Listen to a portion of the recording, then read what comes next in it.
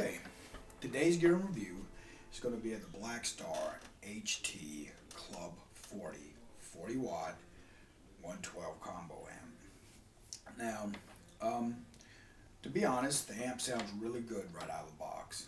I really can't. One of the first things I did, of course, was I took this thing off. It made it hard to visually take the amp seriously. It kind of gave it almost like a Tonka toy kind of appeal, and that's not the case with the amp. So the first thing I did was I took this off. And I was having some problems running the mid-range on the amp at the level at which I'm accustomed to running it, and every time I tried to run the mid-range up to where I like it, it seemed to get a little pointy and harsher in the higher frequencies. And anyway, I snatched the cheaper Sovtex out and put in some JJ ECC83S's, which were high gain 12AX7 preamp tubes. And the first thing I noticed after I did that was that I was able to get more lower mids and less high end, which was what I was going for, but I wasn't getting completely there. So the next thing I did, I installed a Cannabis Rex speaker from Eminence. And once I did that in conjunction with the preamp tubes, have made a world of difference in the way that the amp sounds. And other than that, electronically, it is a completely stock unit. First of all, it's a 2-channel amp. Each amp possesses 2 voicings. As for in a live situation, it would have been better if Blackstar had made the voicing options foot switchable instead of putting the switches on the front of the amp. But it is still really flexible, and it's a great idea. The clean and dirty channels have separate EQ, although the clean channel does not have a bass, mid, and treble control. It only has a tone knob.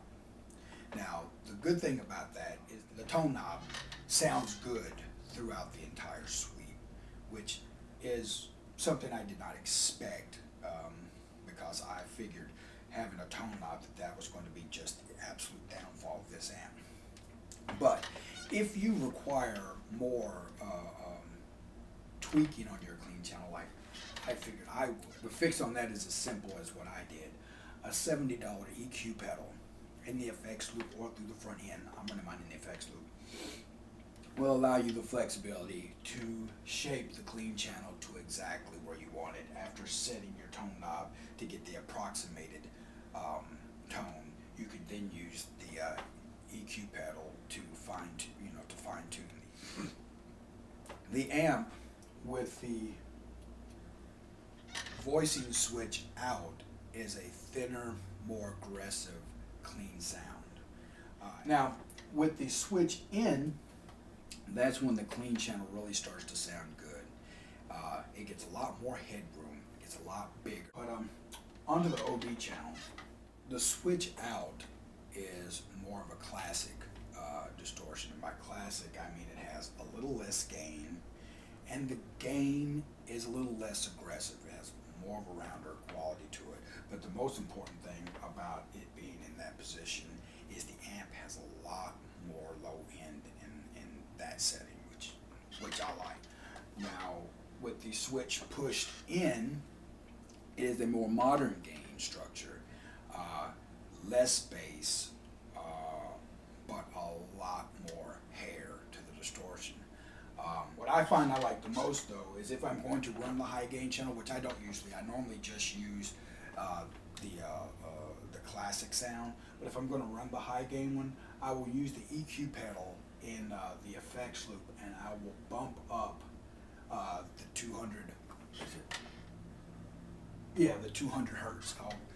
I'll just give the 200 hertz a little nudge, and it'll add that big fullness to the sound. And once again, you're talking about like a $70 pedal. And EQ on the overdrive channel has a bass, middle, treble control. And also on this channel is where they add the ISF function, or the ISF knob, which supposedly allows you to go from all the way to this side being a more American sound, and all the way to this side is being more of a British tone. I will tell you this, the ISF makes a much bigger difference when you're rotating it. If you have the mids dialed down a bit, you can hear a much more exaggerated difference between all the way to the left and all the way to the right. Helps. Now, does it really do the American versus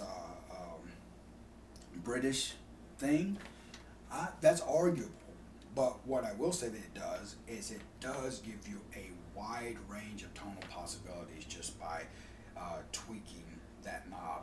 Blackstar suggests that you get the tone set at the matrix with the bass, middle, and treble first, and then fine tune the mids with the ISF. Each channel, clean and dirty, both have their own volume, and the amp does have a master volume on top of that. Okay, now a couple little things I will point out. They opted not to use a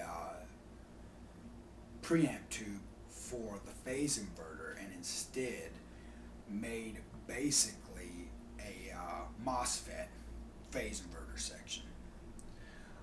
Found a way to make it do the exact same thing and be more efficient and more reliable and less expensive, which, you know, in the long run, people, whenever they come up with something that makes something more reliable and less expensive, it always benefits us. So like I said all that just to say, before anyone starts going on and leaving comments about how it's a solid state hybrid. If you consider that one option right there to make it a solid state hybrid, then you must go back and reconsider what you think about Marshall JCM series, and that's not, it doesn't matter. It doesn't matter unless everything you're doing, you're doing it because of what you see and not what you hear. At the end of the day, the only thing that matters about your amp is what is coming out of the speaker, and do you like it? I don't care if the speaker's being ran by 3 monkeys and an old lady. As long as the sound that's coming out of there is pleasing to my ear, I'm gonna buy that. And that's the end of that. Now, on to the rest of it. It has digital reverb in lieu of having a tube-driven reverb with the reverb tank. It has a digital reverb. The digital reverb in this amp actually sounds pretty good. It has a bright and dark switch on the back, so you can tailor how you would like your reverb to sound. I leave mine on dark because that's usually what I go for. It has a series effects loop, and it also comes with a, I forget the numbers, but there's a plus or minus dB on